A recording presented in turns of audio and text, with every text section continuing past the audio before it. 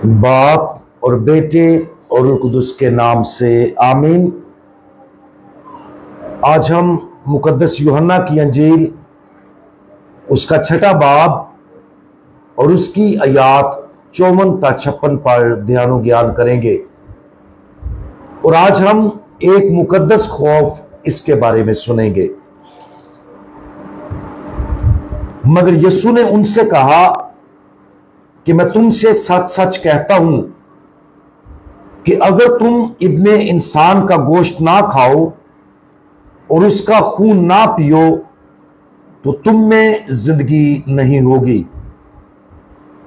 जो मेरा गोश्त खाता और मेरा खून पीता है वो हमेशा की जिंदगी रखता है और मैं उसे यौम आखिर में फिर जिंदा करूंगा, क्योंकि मेरा गोश्त हकीकी गिजा और मेरा खून हकीकी शुर्ब है। फलसफियाना सतह पर बज़ाहिर मुख्तलिफ मुकाबला करने वाली कुव्वतों पर गौर करना फायदेमंद है।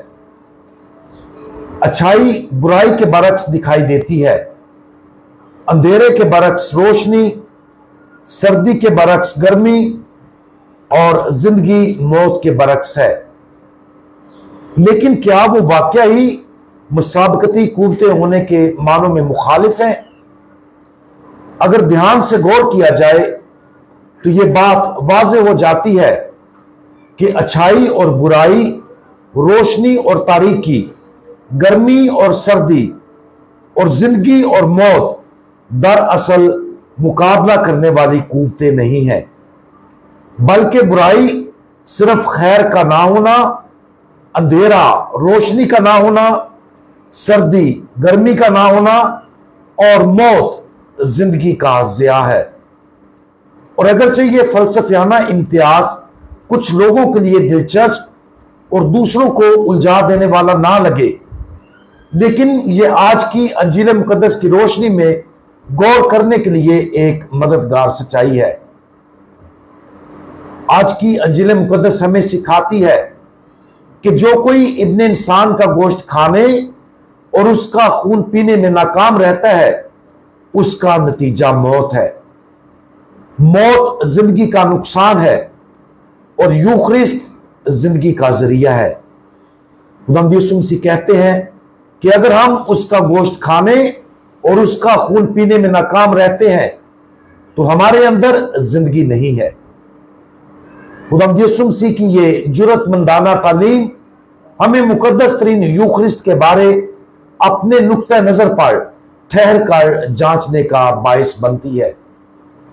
बाज़-औक़ात हम ये सोचने के जाल में फंस सकते हैं कि पाक मास में शिरकत करना और पाक शराकत हासिल करके हम खुदावंद पर एहसान करते हैं, लेकिन हकीकत में ये हम पर खुदा का सबसे गहरा और बड़ा एहसान है, क्योंकि यूखरिस्त हमेशा की जिंदगी का रास्ता है और इसके बगैर हमारे अंदर कोई जिंदगी नहीं है।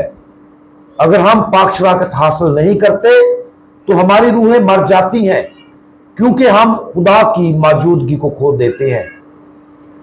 मुकद्दस तरीन यूखरिस्त हासिल ना करने के मनफी असर को देखना बहुत मुफीद हो सकता है।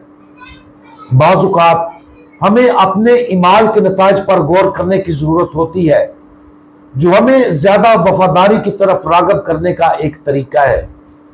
इस वजह से इस हकीकत पर गौर करना कि खुदा के बेटे का बदन खाने में नाकामी के नतीजे में मौत वाक़या होती है, यह हमें अपने अंदर खुदा की जिंदगी बख्श मौजूदगी के जाया होने के एक मुकद्दस खौफ से भर दे।